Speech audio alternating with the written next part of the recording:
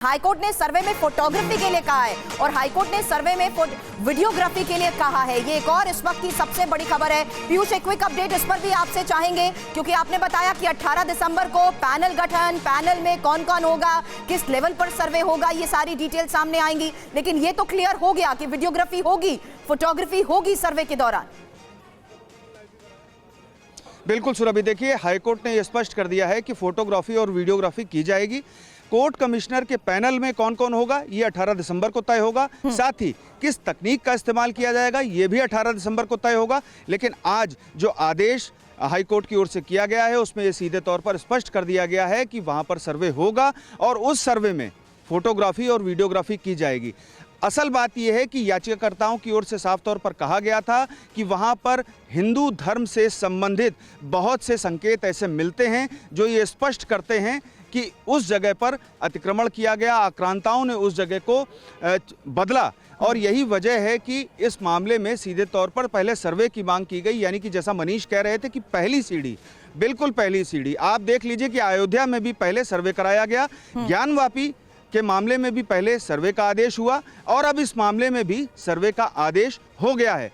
और अब उसकी जो मॉडलिटीज़ हैं वो 18 दिसंबर को तय हो जाएंगी। लेकिन ये स्पष्ट है, जो हाईकोर्ट ने आज कहा है कि वीडियोग्राफी और फोटोग्राफी इसमें कराई जाएगी, जो इसका पहला चरण है। जी बिल्कुल, बड़ी बात आपने बताई है। पहला चरण इसका आखिर क्या होगा और किस तरीके से इस पूरे मामले को देखते हुए सर्वे कराने को लेकर ये बड़ी मंजूरी मिली है, ये जानकारी हमने दी। लेकिन इस पूरे मामले को देखते हुए किस तरीके से अलग अलग याचिकाओं पर अभी तक सुनवाई हुई है और अब आने वाले वक्त में 18 दिसंबर को क्या बड़े फैसला होगा इस पर तो नजर रहेगी। लेकिन हिंदू पक्ष और मुस्लिम पक्ष की तरफ से क्या क्या बड़ी बातें दावे के मुताबिक की गई हैं। जहां हिंदू पक्ष ने देखी औरंगजेब ने 1670 में मंदिर तोड़वाया, ये दावा किया, वहीं मुस्लिम पक्ष ने कहा कि इतिहास में मंदिर तोड़कर मस्जिद बनाने के सबूत ही नहीं है। तो कृष्ण जन्मभूमि को देखते हुए हिंदू पक्ष ने दावा यह भी किया कि ईदगाह मस्जिद अवैध तरीके से कब्जा करके बनवाई गई, जबकि मुस्लिम पक्ष ने कहा कि तथ्यों को तोड़ मरोड़ कर ही पेश किया जा रहा है। इंपॉर्टेंट यह भी है कि दावे के मुताबिक हिंदू पक्ष ने ज्ञानवापी की तरह वैज्ञानिक सर्वे करने की कोर्ट के सामने मांग की,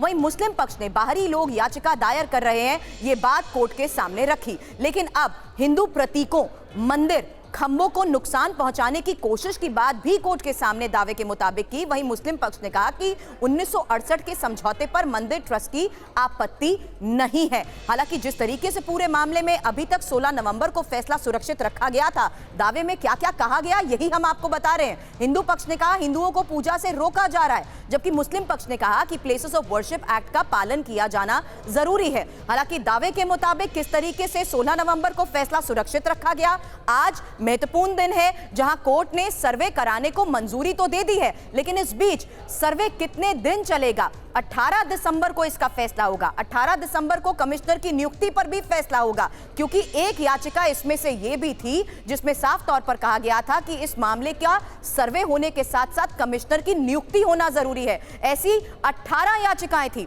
हालांकि उन्हीं याचिकाओं को देखते हुए ये जो मनीष आपने बात कही है कि ये पहली सीढ़ी है, जिसमें यह साफ हो गया कि कमिश्नर की नियुक्ति भी होगी और सर्वे किस आधार पर चलेगा, किस लेवल पर चलेगा, कौन कौन सा पैनल होगा, कितने दिन लगेगा, ये सब कुछ 18 दिसंबर को साफ हो जाएगा। मनीष जी हाँ, बिल्कुल। देखिए, आज के अदालती फैसले के बाद अब साफ हो गया है, अब अपॉइंटमेंट होगा, अब प्रोसीजर बताया जाएगा, अब उनको डायरेक्शन दिए जाएंगे कि जब आप उस जगह पर जाएंगे, जब आप श्री कृष्ण भूमि जन्मभूमि पर जाएंगे तो आप किस तरह से अपनी वीडियोग्राफी कराएंगे, आप किस तरह से एविडेंस करेंगे, किस तरह से सर्वे करेंगे। देखिए, एक छोटी सी टाइमलाइन को अगर आप कंपेयर करें अयोध्या, मथुरा, काशी में, तो अयोध्या में भगवान राम के का भव्य मंदिर बन रहा है, 22 जनवरी को उनका उद्घाटन है, तो निश्चित तौर पर वो सबसे आगे की सीढ़ी है। वहीं दूसरी तरफ अगर आप ज्ञानवापी यानी कि काशी की बात करें तो काशी में एएसआई का सर्वे हो चुका है, तो यानी वो 2 स्टेप आगे जा चुका है। लेकिन मथुरा में आज अदालत ने एक बात जरूर कह दी,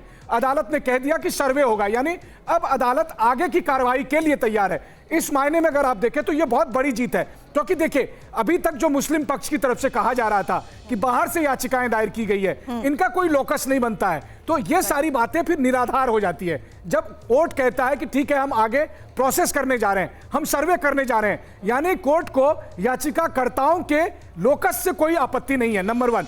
नंबर 2, जो पुराने समझौते हैं या मुस्लिम पक्ष ये कहता है कि प्लेसेस ऑफ वर्शिप एक्ट का पालन हो, तो पहले काशी का मामला और फिर मथुरा का मामला इन्होंने साफ कर दोनों दिया। मामलों को देखते हुए हम साइंटिफिक सर्वे की बात से क्या समझ पाते हैं, क्योंकि यही तो बात मांग के तौर पर रखी गई थी कि साइंटिफिक सर्वे किया जाए और साथ ही अदालत की निगरानी में हो, जिसको देखते हुए आज ये बहुत बड़ा फैसला है। जी हाँ, बिल्कुल। देखिए, साइंटिफिक सर्वे तो होना ही चाहिए, आखिर सच तो पता चलना ही चाहिए।